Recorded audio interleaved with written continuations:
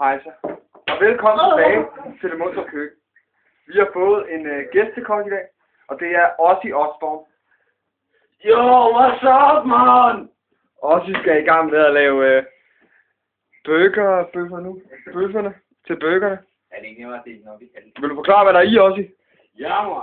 Vi har puttet en masse kød, og så har vi taget løg, og så har vi taget noget mælk. Endda sød mælk. Det er den gode mælk.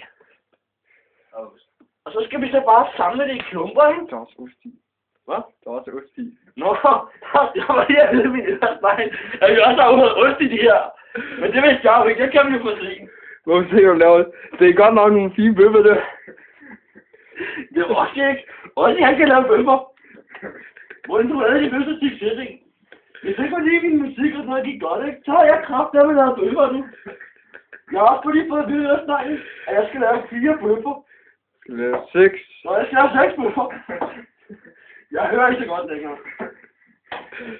Nu har vi så lavet de der 6 bøffer, ikke? Og så siger man, nej, der er noget jobbers. Og hvad gør man så? Så laver man en Ozzy-figur, som kan sælges på eBay, og så tjener jeg kassen, mand. Så laver du bare sådan en Ozzy-figur der. Det ligner der også. Det gør det. Det er en Ozzy der.